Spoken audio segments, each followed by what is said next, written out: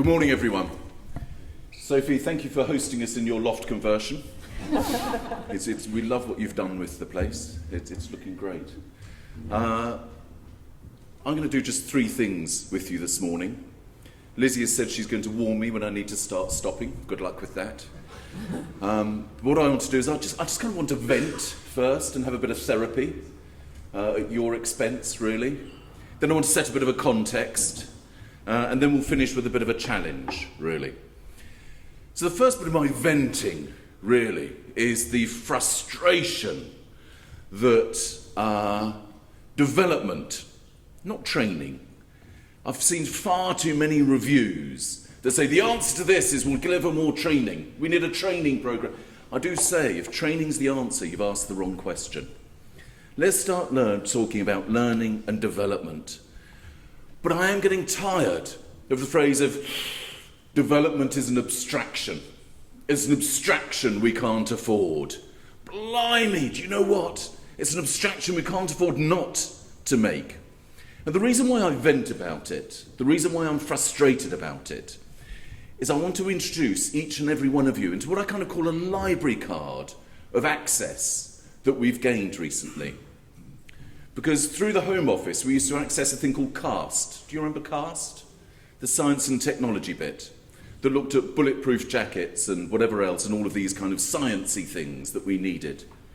But we've cashed in our chips with CAST and we've invested it into DSTL, the Defence Science and Technology Laboratories. And the Workforce Coordinating Committee took a posse into DSTL down at Portsmouth the other day.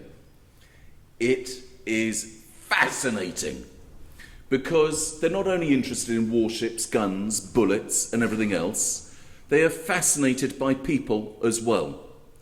They are running what they call a speculative, strategic 4-year programme called Maximising Human Potential. It's costed at £17 million and is going to have 92 psychologists working on it at its peak. If you don't want to have a library card to see what they're looking at, things that they're concerned for about the army, about what does it mean to wake up at 3 a.m. and make critical decisions, better carry over there. How do you deal with trauma when somebody's been exposed to a battlefield for 4 days? I said, what about when somebody's been exposed to child sexual exploitation for 20 years? How do we deal with that trauma?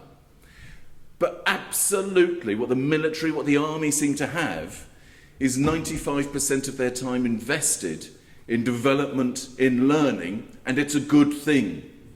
Somehow, if we try and eke out an extra day, an extra hour, we see it as an abstraction. Let's start challenging some of these myths. Let's start living some of the values that you bring. Do you need to be a degree? Do you need a degree to be a police officer? No. But you absolutely should have one if you've qualified any time since 1990, because I worked a hell of a lot harder for my probation than I ever did for my degree, I can tell you that. So absolutely what I say is we've been the antimatter of Ronseal. We have been doing brilliant things for years and failing to put a label on the outside of the tin. Right, I feel better for that. So what's the context? Set brilliantly by Sophie there. 20,000 uplift. Absolutely, with the work we're doing nationally at the moment, this is a genuine uplift. It's not just 20,000 new names on the sheet replacing those who have gone. So you will have been through the maths of, does this mean we need to recruit 45,000 people, 55,000 people, 60,000 people? It's about that number, isn't it, nationally? Who here is absolutely terrified at the realisation that in 4 years' time, 1/3 of police officers will have less than 4 years' service? Who's really excited that in 4 years' time, 1/3 of police officers will have less than 4 years' service? Because absolutely that is the context that we're working in at the moment.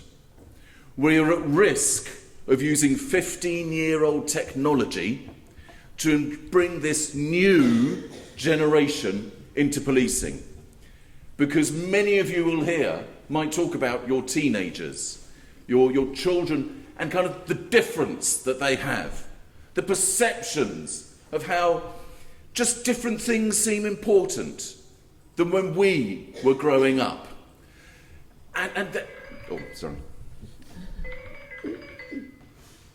No, not busy. No, yeah. All right. Okay. They just seem to have different priorities at times, don't they? They just seem to operate in different ways that we grew up with. We're saying, look, what do we think is important? And if we really think being hit with a chalkboard rubber and a bit of chalk is going to be the modern learning that's going to get through to them, we are kidding ourselves. That is why I am really excited about today. That's why the culmination of this piece of work could not possibly have predetermined quite how critical the timing for it is in coming to a head.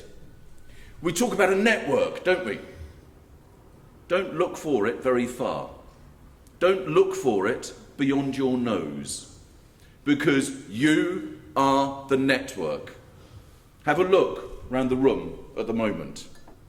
We talk about you don't get a second chance to make a first impression. You, in this room, represent the first impression for the next 40, 50,000 police officers coming into policing in the next 4 years. If you haven't realised that yet, realise it today. If you think you can give them the best opportunity on your own, you wouldn't be here today. You wouldn't be reaching out in this way. We will only create this best opportunity so the public will notice this difference if we're able to work as a network, if we're able to share our resilience and our ideas with each other. So I close in giving my challenge to you.